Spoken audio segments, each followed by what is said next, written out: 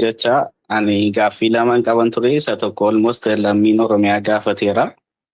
Ah, humnoonni karaa kaabaa jiran kuni dantaa garaagaraa qaban kuni wal mo'anii humni tokko cabsee yookiin walta'iinsa uummataatiinis haa ta'u gara giddu galaa yookiin Oromiyaa adeemuu yoo eegalanii Oromoon haala kamiin of qopheessuu qaba. Mooraan qabsoo Oromoo ammoo seenaariyoo kanaaf haala kamiin qophaa'aa jira. Akkamittiinis ilaala kan jedhudha tokko.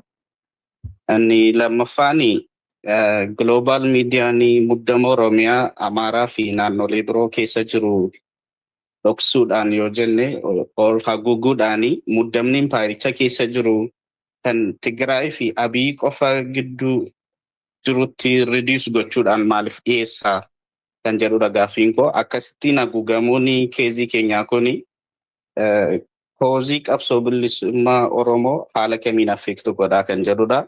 Ulfaadhaa galatoomii jaalawwii. Hayyee galatoomatilleen jaalgamachiis. Nagaa jirtu baga jiraattanii jaalawwii galatoomii warri dhagaa torbanii qophii kanaa galatoomaa fayyaa ta'a. Mariin akkuma itti fufetti jira. Walumaa galatti saalamma deemaa jiru irratti namoota affeertanii nu mari'achiisuu keessaniif galatoomaa. Waan gurguddaan dubbatameera dhugaa.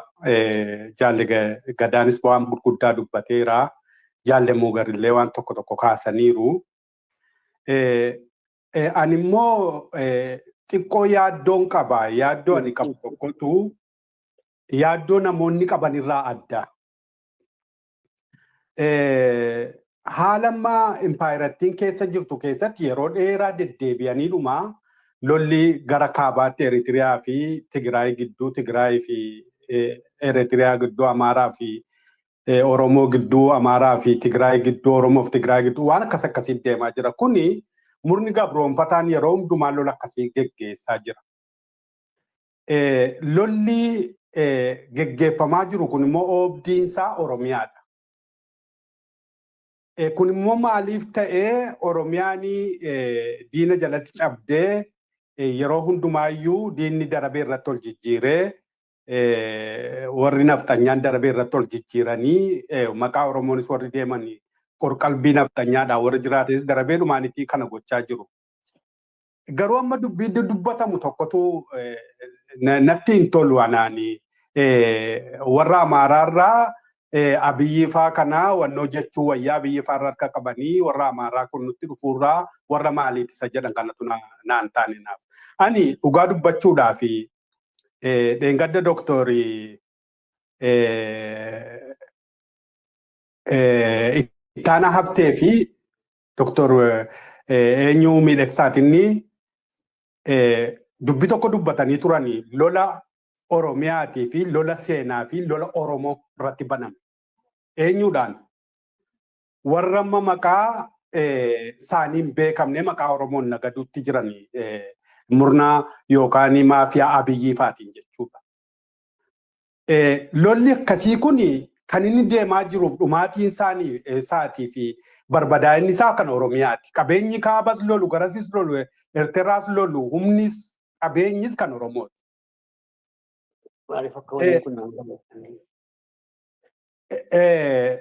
Murni walumaa gala Tigraayinis, Eritiriyaas, Amaaras eessas dhaqee lolu kuni humni isaas kan Oromooti, qabeenyi isaas kan Oromooti. Amaarri Oromoo lolaa jira yoo jenne Amaarri diina dhaabbataadhaa jenna amma yeroo dheeraadhaaf diina dhaabbataadha. Tigreen illee diina Oromooti dhaabbataadha Oromoon beeka. Garuu murni maqaa isaa jijjiirratee dhuma Oromoo fixaa jiruuf Oromoo dhabamsiisaa jiru murna Abiyyifaati. Ani diinni tokkoffaa nanaaf Abiyyifaadha. Maaliif Abiyyifaadha silallee kaa'aa ture? Kan Amaara hidhachiise Abiyyifayi. Faannoo hidhachiise Abiyyifayi. Kan Tigraay mataasaa gaafa dhaqanii lolan akka Tigraay hin dhabamne godhe Abiyyifayi. Walumaa gala Abiyyiin faa yoo Oromoo ta'an yoo Oromiyaaf yaadu ta'e maaltu iyyuu jara kana nu lolchiise? Biyya keenya Oromiyaa qabanneen teenyu Abiyyifaayyuu maaltu keessa jetti? Oromoof yaadu, Oromiyaaf yaadu taanaan Oromiyaan gaadha maaliif dhaqanii Amaara lolu? Maaliif Eertiraa dhaqanii lolu? Maaliif Tigraay dhaqanii lolu? Warra kana wajjin bor Oromoon nuti biyya taanee Oromiyaa bilisoomsan ollaa taanee wajjin jiraachuu dandeenya. Warra Amaaraan biyya keessan jiraadhaa nagaadhaa wajjin ollaa taanee jiraadha. Warra Tigree isaanii bilisummaa isaanii labsachaa jiru beekamaadha. Cituu barbaadu. Isinis biyya keessan irratti nagaan jiraadhaa ollaa taanee jiraannaa jechuu dandeenya. Garuu biyyi fayyijin eenyu jennee wajjin jiraannaa. Dubbii guddaan diinni guddaan hamaan abiyyii ta'uu bareeraa uummanni Oromoo. Oromoomtiyyuu eenyu diinni isaa sirriitti diinni isaa tarsiimoo eenyu diinni isaa tooftaa eenyu kan jedhu sirriitti adda baafateera amma haala jiru kan keessatti. Namoonni baay'een mootummaa yookaan nama murna Oromootiif yaadu yookaan Oromiyaaf yaadu godhanii yeroo abiyyi faa lafa kaa'antu jira. Dhumaatiin biyya lafa impaayera sana keessatti Oromoo irratti ta'e amma malee ta'e hin beeku jenna. Maal akkamitti ilaalaa jira Oromoon waan kana kan jedhu Jaalgadaa illee irraa yoo dubbate warri kaan illee yoo irraa dubbatan gaarii. Eenyummaa diinumti tarsiimoo Oromoodhaaf. Firri Oromoo ta'e Oromiyaan utuu jiru maal hojii qabeenya Oromootiif humna Oromoo fuudhee dhaqee nama biraa biyya biraa lola. Oromiyaan gaada of hin dandeessu Oromoo taanaan dura Oromoon bilisoomsu dura Oromoo nagaan taasisu. Mee murnumta biyyi faa kun eenyu mee kana nu ibsa akka gaarii galatooma. Hayyee ulfaadhu galatoomii nama tokko Tiwiitar irraa harka baasu jira sun fudhadhee sitti deebisa Jaalgadaa.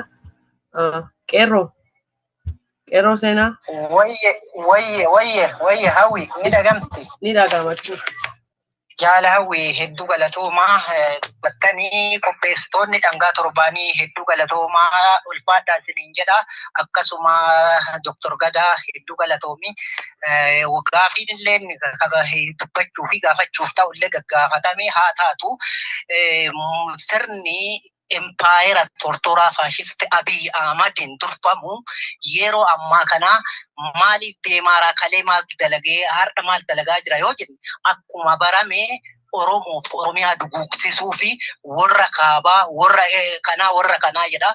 Maaliif taphni kuni xumurri isaa Oromiyaa irra ta'uu dagachuu hin qabnu uummanni Oromootii fi akkasuma uummanni hayyoonni Oromiyaa isu kana ummata Oromoo dammaqsuu fi hubachiisuu ammas impaayerri kaleessa dhiiga ilmaa Oromootiin aangoo fudhateeti dhiiga dhangalaaseeti qabsoo qeerroo kaleessaa har'a Itoophiyaa murna burkutaayetti deebise ammas Itoophiyaa Oromii dheeressuu waan barbaaduu fi uummanni Oromiyaa yeroo kanatti warra kaabaa jechuu dhiise haqa'uu fi waraana bilisummaa Oromootii fi Oromiyaa ijaaranna ka jedhu qaawatee akka deemu kana irratti yaada ciccimoo osoo lafa nu kaa'anii jedha.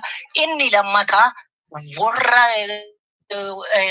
naafxanyaa ta'e nuti warra Tigraay ta'e Eertiraa ta'e Eertiraa caaluun Abiy Ahmad sirna impaayera utubee dhiiga ilmaa Oromootiif hanga ammaa duguugee dhiiga Oromoof Oromiyaa dhangalaasee jaarraa 50 jennu sanitti argine akka nu garsiise sirna kana warri sirna kana utubeeti Itoophiyaa wajjin ceesisa jedhu mee akkamiin laalu namoota Itoophiyaan dura ijaaruu fi halkanii guyyaa ijibbaataa jiru kana akkamitti ilaaltu akkamitti hubachiiftu qabsoo bilisummaa Oromoo aabaa wooboo falmaa haddaa xumuraa goolaba qabsoo bilisummaa Oromoo godhaa jiru kana mee akkamitti jajjabeessitu hayyoonni Oromoo mee qabsoon kun xumura ta'u goolaba qabsoo bilisummaa Oromoo ta'u akkamitti hubachiisaa jirtu galatoomaa ulfaadhaa Gadaan ka gadaa xumura gabrummaati aabaa wooboo taawaaru kuni uummanni Oromoo Oromiyaa tokkummaadhaan haqa ofii waraana bilisummaa Oromoo qabatee deemu qofa hawwi. Thank you galatoom ulfaadhu siin jedha hawwi. Hayyee ulfaadhu galatoomii asilleen qeerroo Jaalgadaa warri harka baasee fi gaafatilleen kanuma ammatti gara keetii deebisaa achumaanii dhaamsa xumuraallee qabaattee uummata keenyaaf waan dhaamtoo jiraatte dhumarratti itti nuuf fufuu dandeessaa galatoom. Baay'ee gaariidha. Gaaffii kaka'anii deebisuudhaaf kan mogorirraa waan jedha. Mogorii Eertiraa maqaan ishee waan historical background waan toponymesiidha malee naannoo bakka hin bu'u entity bakka hin bu'u wantichi kan jedhu tokko hubannaadhaaf gaariidha. Baay'een galateeffadha. Waan naannoo Eertiraa kana Eertiraan steetii miti yaadi jedhuun ittoo ilaalamee gaariidha. Eertiraan qabsoo dheeraa taasisee uummanni Eertiraa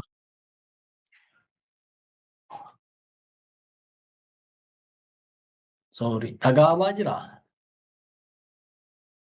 Eeyyee hin dhaga'ama. Biyyummaa Eertiraa kana ta'uu akka nu ta'e gaariidha jedhee yaada.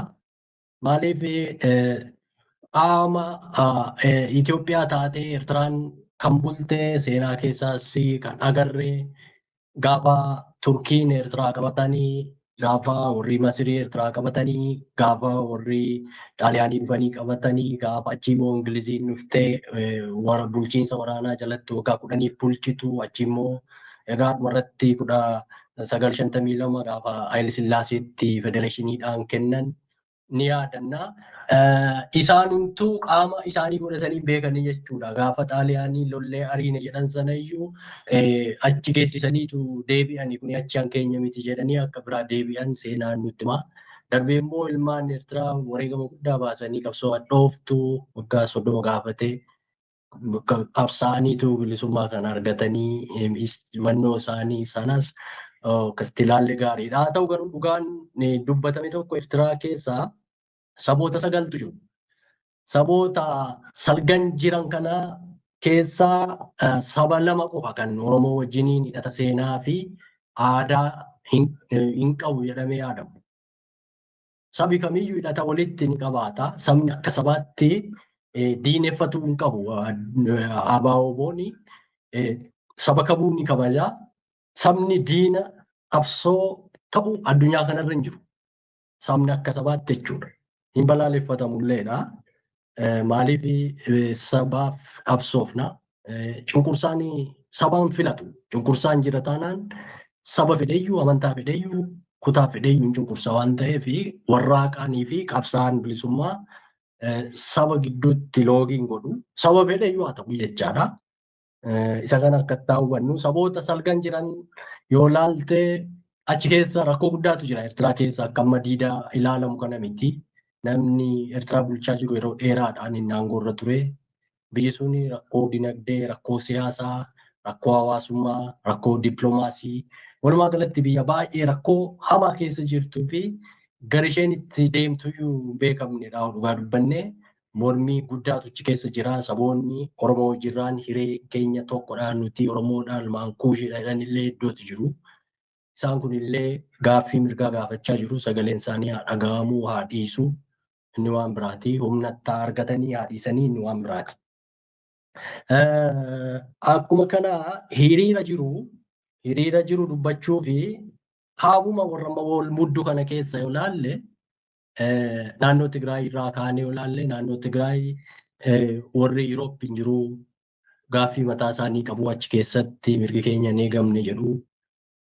Warri Temben jiru gaaffii mataa isaanii qabu mirgi keenya akka warra kaaniitti hin eegamne yaada jedhu qabu.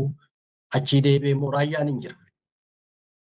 Raayyaan quba qabdu ta'a gaaffii mirgaatti jiru dammaqiinsa guddaatu jira naannoo sana.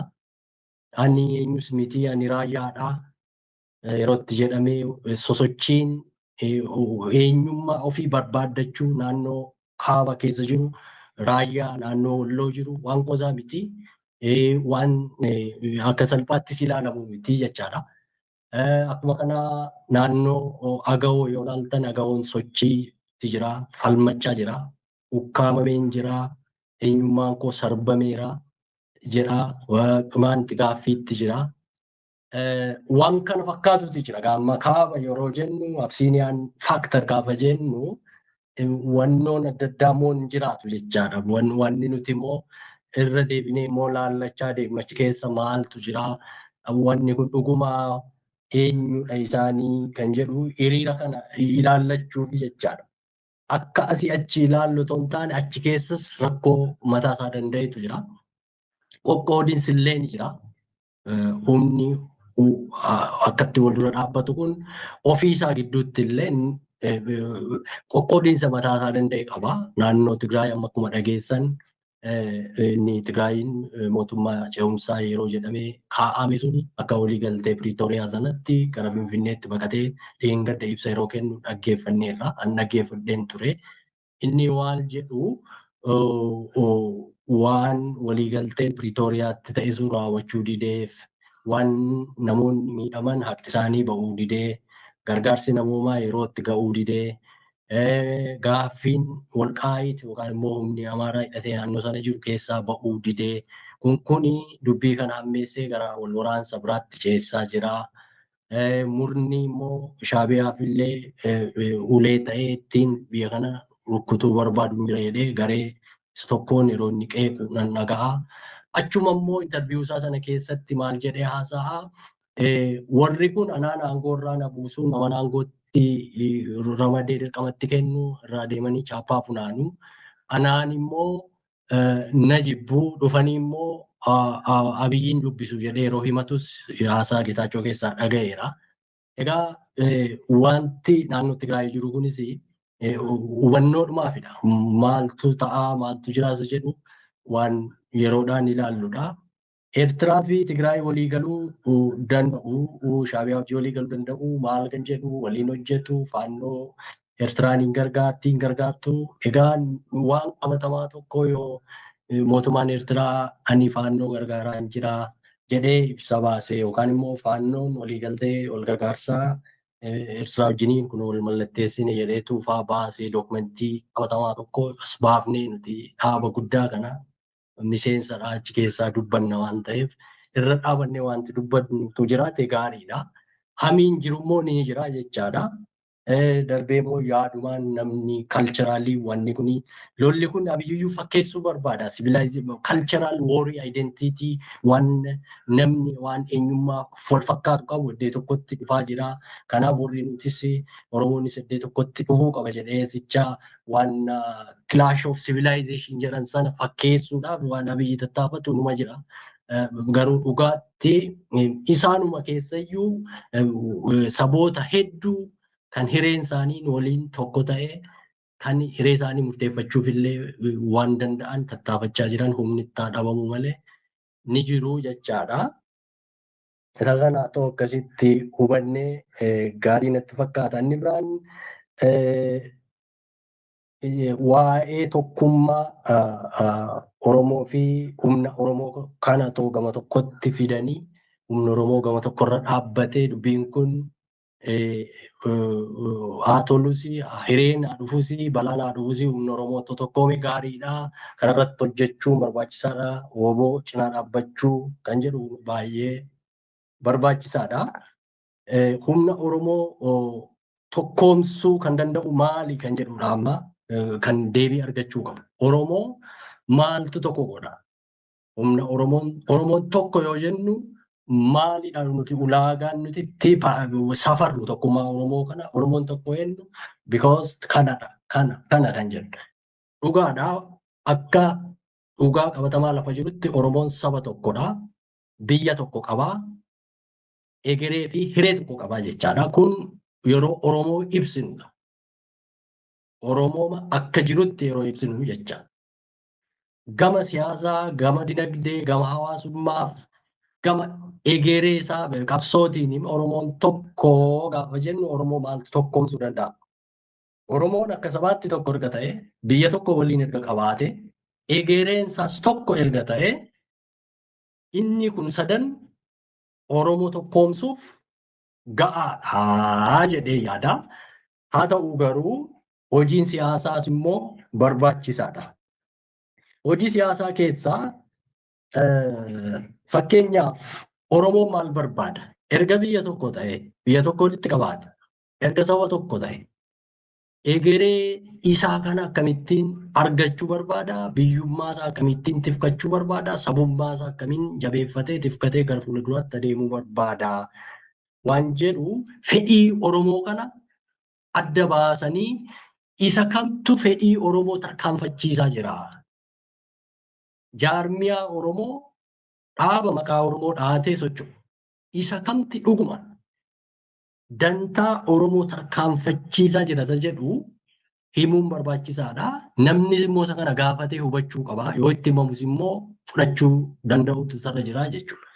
Oromoo kan tokkoomsuu danda'u humnii fi dhaabni tokkichi amanames amanamuu baatas amma kan harka Oromootti hafee jiru waraana bilisummaa Oromoo dirreedhaa qawwee qabatee saba isaatiif gaachana ta'uuf bilisoomsuuf boorus immoo bilisummaa isaatiif tisuuf lolaa jirudha.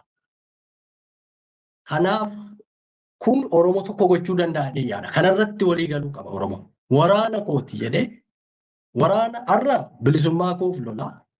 Booru immoo ergan bilisoomee nagaa koo eegaa fedhii koo naa tiksaa daangaa koo eegaa kana na barbaachisa waan ta'eef tokkummaa koo geree koo waraana bilisummaa Oromoo jabeeffachuu qaba. Waraanuman qabaachuu qaba jedhee Oromoon kanarratti wal ta'uutu baay'ee barbaachisaadha. Tokkummaa ilaalchaa qabaachuu dhiisuu danda'a namni Oromoo keessa dhimma Oromoof hojjetu akkaataatti yaadu tooftaan tarsiimoon imaammati adda adda ta'uu danda'a. Garuu kan kun dhufu gaafa biyya qabaattee gaafa sirna gad dhaabbatte bakka biyyi hin jirretti siyaasni jiraachuu hin danda'u. Bakka sabni hin jirretti siyaasni jiraachuu hin danda'u. Inni jalqabaa fi inni murteessaan kan inni karaa nagaan hojjedha jedhus inni Itoophiyaan maqaa dhahatee socho'us inni bakka fedhee jirus aktiivistiinis hayyuunis yoo biyyi Oromiyaa jedhamu kun sabni kun akkasitti wal kabajee wal jaallatee wal mararfatee amma qalbii amma qabu kanaan sabboonummaa amma qabu kanaan jiraate inni irratti wal saabu kunis warra achi waraana bilisummaa Oromootti ololu kunis yoo sabni kun jiraateef yoo Oromiyaan jiraatte qofa. Kanaaf saba kana jiraachisuuf immoo karaan tokkichi saba kanaaf waraana ittisa wabii isaa ta'u gaachana isaa ta'u ijaaruudha irratti walii galuun baay'ee barbaachisaadha. Amma rakkoon otoo siyaasaan utoo biyyi hin jiraatiin utoo jaarmiyaan hin jiraatiin namni dorgommii siyaasaa dorgommii aangoo warratti seenanii Oromoo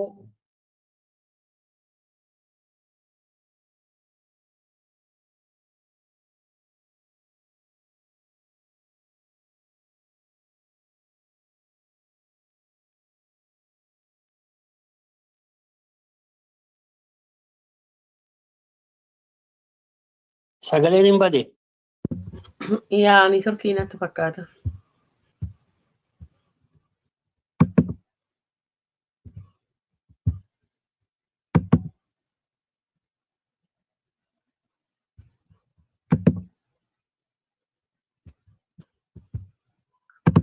Hayyee sagaleen isaanii hin badee ati mana illee keessa bahanii natti fakkaata.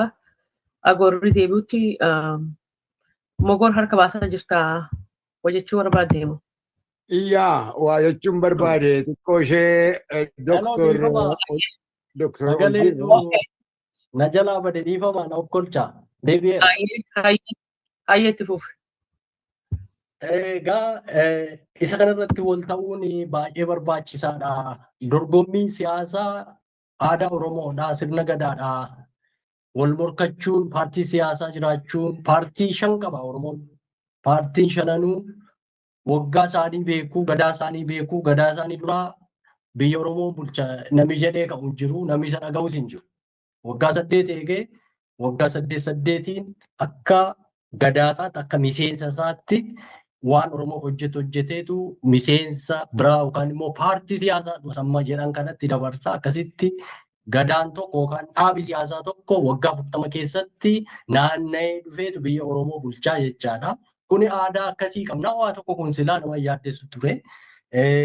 dhimma biyya ijaarrachuu, dhimma waraanaa ittisa ijaarrachuu irratti waliigaluun dirqamadha isa jedhu ibsee darbuun barbaada jechaadha. Inni biraan wanti kaka'aa ture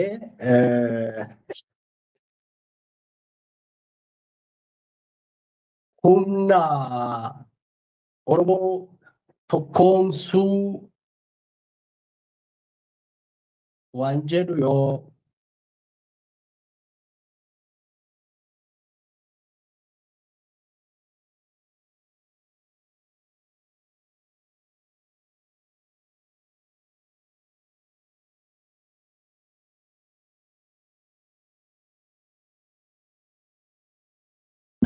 Maayikii miyuuti ta'ee jira. Hello. Oh, no, sorry. Hello. Okay, go ahead. Nadagaa jirtu. Dhagaa jirra amma. Dura miyuuti ta'ee jira. Amma deebi'ee. We can hear you now. Okay. Itti fufi. Egaa kana irratti waliigaluun baay'ee barbaachisaadha. Nurraa maaltu eegama? Oromoon maal gochuutu isarra jira? Otoo jarri kun wal qabatanii gara gadiitti dhufanii cabsanii dhufanii Oromoon ejjennoon isaa maal ta'uu qabaa kan jedhuu fi Oromoon dursee dhumayyuu ammumayyuu hireedha erga itti himne erga barsiifne ijaaramuutu isarra jira. Haga isaan wal cabsanitti taa'ee ilaaluun qabu. Silas fakkeenya seenaa duriirraa kan fudhannee haasofnee fi gaafa namni boru isa balleessuuf qophaa'u tokko isa lollu Oromoon jaarraa 16ffaa keessa taa'een ilaallee of ijaaree leenji'ee gaafa isaan immoo fuula isaanii gara isaatti deebifatan humna jabaa ijaarrateen ofirraa cabsee biyya isaa deeffatee nuufuu biyya sana dhaalchisee jechaadha. Oromoon taa'ee ilaaluun qabu waraana isaa waraana bilisummaa Oromoo jabeeffachuutu isarra jira jechuudha. Isa kanarratti kanuma jechuun barbaada. Kan biraani hojii dippiloomaasii jaarmiyaan idil addunyaa dhimma qabsoo Oromoo kana guddisee dubbatu kan jedhu. Anaaf dhugaa dubbachuuf taanaan egaa karchalleesiin ture. Ammumaan argeef amman dhagayetti hojii dippiloomaasii baay'ee kan yeroo kamii caalaa si'ana akka hojjetamee bu'aan guddaan akka jirutu natti mul'ata. Dhageetti qabsoon bilisummaa Oromoo argate, dhageetti waraanni bilisummaa Oromoo argate kan duraa caalaa baay'ee guddaa fi kan nama boonsu. Haa ta'u garuu hanqinni hin jiru jechuu koommoo miti. Hanqinni hin jiru irratti hojjetamuu qabu kan jedhu immoo yaadan qabu. Maaliif jaarmiyaa adda addaatu jiru, jaarmiyaan mirga namaa jira, kan gargaarsaa jiru, warri loobii godhan jiru, pireeshar guruuppii warri jedhaman ni jiraatu. Darbee immoo mootummaati kun akka garaagaraa dhimmuma kanarratti kan hojjetan hin jiru. Isaan kanatti deddeebanii dubbisuun nama jalaa akkasitti dhumuu kana footoo kaasanii seenaasaa galmeessanii seenaaf kaa'uu jaarmiyaa mirga dhala namaaf kaa'uu kennuu advokeesii garaagaraa hojjechuun nurraa eegama jechaadha. Hundumtuu bakka jirutti waan qabsoo kanaa fi dhugaa qabsoo kanaa haala Oromoon itti jiru himuun barbaachisaadha. Godhamaallee jira waan kan dura hojjetameenis bu'aan guddaan akka argametu natti mul'ata jechuudha. Maaliif yeroo darbe amma Ameerikaan warri gamtaa Afrikaa waraana bilisummaa Oromoo dhaqanii haga sanatti deemanii fuudhanii waliin mari'achuun kun hojiidhuma bu'aa dhageettii argachuurraa dhufa. Ammoo waan beekamuu qabu hojiin dippiloomaasii yeroo ammaa kana ammuma humna keetii ga'a. Waan ati namarraa argattu ammiti nama dhageessifattus haguma geessudha. Yoo humna qabaatte maal naa godhaa namichi kun humni isaa hagamii dhageettiin isaa hagamii jedhees ilaalee si gargaara namni. Humna qabaachuun keessumaa yeroo ammaa kanatti humna qabaachuun baay'ee barbaachisaadha. Humna qabaachuuf immoo waraana ofii jabeeffachuun baay'ee murteessaadha jechaadha. Kanaaf isa kanas uummanni kan ijaaramu kan cinaa dhaabbachuu danda'u yoo nuti warri haala mijataa keessa jirru carraa arganneen uummata keenya ijaarree barsiifnee ta'a. Inni biraan Amaarri kun diinadha jennee keewwannee turrelleedha waan jedhu kun isa kanas ilaallee gaariidha. Maaliif silas dubbadheera. Ani sagantaa siyaasaa adda bilisummaa Oromoo keessattis waan akkasii hin agarre. Elaa sabni kun giti sana keessaa ba'ee murni achi keessaa ba'ee diina qabsoo keenyaatti kun gaaffii hin qabu. Nu loluu qe'ee keenya qabachuu barbaadu. Saba garuu akka sabaatti hin diineffanne gaariidha. Gita bittoota jechuu kooti jaalle. Gita bittoota jechuu kooti jaalle. Odeeffama akkas taanaan naa galeera. Gara lachuun iyyuu gara Tigiraayis Amaaras gita bittoota isaanii fi warra Oromiyaa cabsuu barbaadu diina keenya jennee lolaa turre jechuu kooti. Thank you. Odeeffama. Kanaaf egaa isa kana irratti ani jedhu Amaarri akka sabaatti diina Oromoo miti. Tigreen akka sabaatti diina Oromoo miti. Sabi kamiyyuu jechaadha. Sabi fedhaa jiraatu Oromoo wajjiniin diinadha jennee nuti hin keenyu diinas ta'uu hin danda'u jechaadha. Sabni saba tokkoof diina ta'uu hin danda'u. Garuu dantaati jira. Dantaa wal dura dhaabbatutu jira. Dantaan gaafa wal dura dhaabbatuu fi dantaa wal dura dhaabbatu kuni reconcile gochuun yeroo dadhabu inni kun kan qoccaalaa sun kan qoccaalaa jedhee gaafa humnaan dantaa isaa walirratti fe'ee inni tokko cafaqu diinummaan saboota gidduutti horamaa deema. Waan impaayera Itoophiyaa keessatti ta'es isa kanadha jechaadha. Saboota wal nyaachisanii is tokko ol qabanii is tokko gad qabanii wal nyaachisanii akka ollaa gaarii ta'ellee waliin hin jiraanne akka wal keessa hin deemnee fi waliin ta'ee akka sirnicha irratti illee hin hojjenne gochuudhaafis dhimma itti ba'uu jechaadha. Kanaaf ani yoon yaada kee badheera ta'e hin beeku Abiyyiidha diinni guddaan dhuguma namni Abiyyi diina guddaa ta'uusaa Oromootti himuu qabna sirriidha. Diinni guddaa diina inni kaa Abiyyiinidha kan nuti qabnu jechaadha saatii kanatti. Tokko maqaa Oromoodhaan akkuma argaa jirru waan inni godhaa jiru achi immoo waan inni Oromoo irratti hojjechaa jiru isuma agarru kana Abiyyiin diina inni kaa jechuu hin danda'ani. Kan Oromoo irraa ka'uuma qaba. Inni Oromoo irraa kaanaan humni biraan Oromoo keessaa ba'u akkitti wal dhaga'u akkitti qe'ee Oromoo deebisee nagaa buusee tasgabbeessee Oromoo gara jireenya wayyaa fi haala mijataatti ceesisu hin dadhaba jedhee yaadu. Namni kun bakka sanarraa ka'ee jennaani. Isuma kanan jechuu barbaada. Egaa yoon deebise ta'ee hin beeku yoo kan deebiin hafee jiraate immoo na yaadachiisa. Hayyee Fadoo galatoome. Jaalgadaa. Jaalawii ana.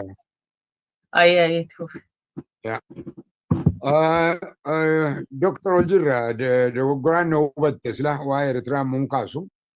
Ani Eritraanii biyya miti hin jenne biyya sin jenne kanan jedhe miniyaatuur Itoophiyaadhaan sin jedhe. Itoophiyaa ishee xiqqoo jechuu kooti. Uummata sagaltu keessa jiraa sin jedheera. Darbiitiin maqaa dhumti Eertiraa jedhamu kuni maqaa uummataa ofirraa hin qabu. Akkuma Itoophiyaan maqaa uummataa ofirraa hin qabne kana jechuu kooti.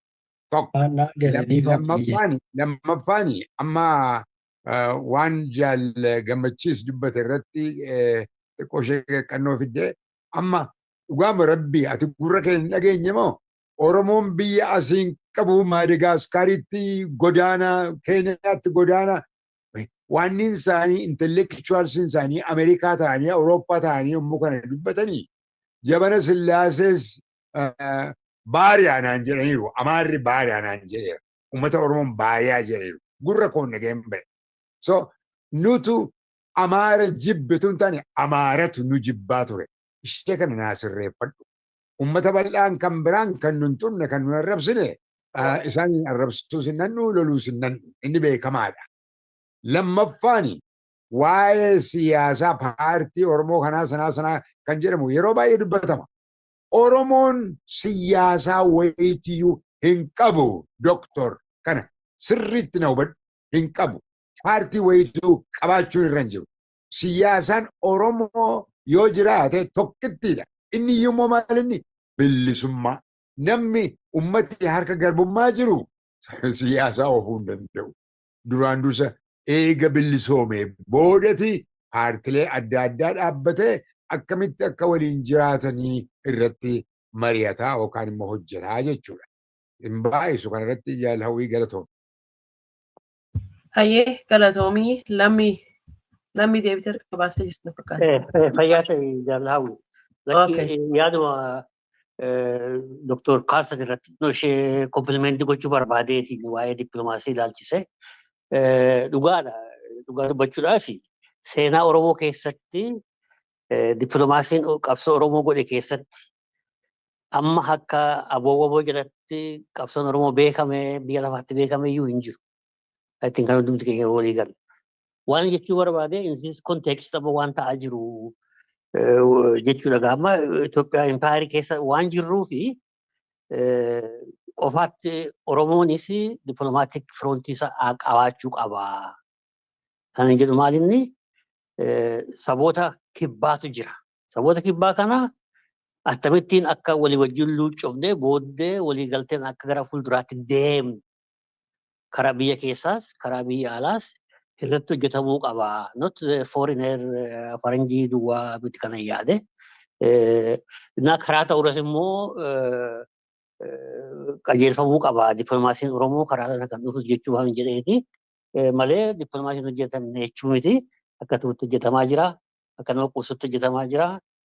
Kana hubattuuf jedheeni.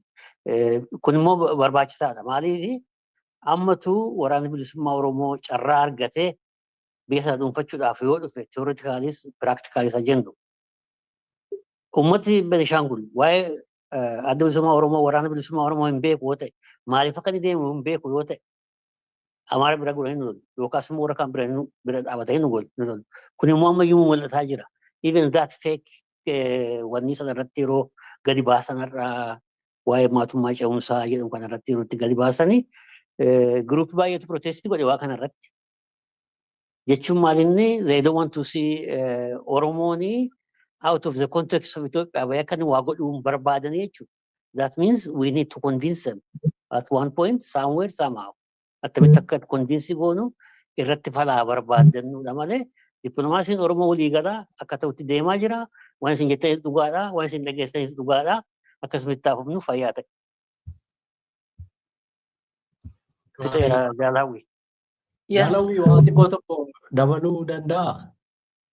Yeah, of course, go ahead. Okay, Karen. Okay. Sirreeffadheera kan Mogor jedhee waan sirriidha. Waan duraa suni waan gaariidha. Wannaa gaarii naa kenne. Garuu ammas waan nuti hubachuu qabnu amma warri Oromoo arrabsan dhuguma baay'ee nu arrabsuunis arrabsamaa turre. Isaan kanaan amma Amaaratu bakka buufatee aqiitii Oromoo naa arrabsii Madagaskaarii dhufte naa jedhiiti naa arrabsii jedhee maandeetiitti kennate jennee fudhannee yoo deemne dogoggoran ta'uudha nuti sana isa kana xiqqoo ishee yaaduma isaa qabsiisuufidha. Maaliif namoonni akka adda addaatti dubbatu akka adda addaatti miira isaanii ibsatu isaan kanaan bakka bu'aa Amaaraati jennee fudhachuu hin qabnudha. Yoo jaajimentii keenyaa fi akka nun jaamsine akka isaanii akka warra akkasitti dubbatu sana nutis jaama akka hin taane illaa itti taanee nuti ilaaluu qabnu suma jedhuufi malee naagala wanti dubbatamus wanti hin dubbatamnes hin jira. Akkamittiin fira barbaaddatu eenyu waliin tumsaa alliyaansii tolfatu waan jedhu inni kun egaa waan tarsiimooti waan tarsiimoo dhaabaati waan tarsiimoo asirratti haasa'uunis barbaachisaa natti hin fakkaatu waan hojjetamu baay'eetu jira. Eenyu waliinuu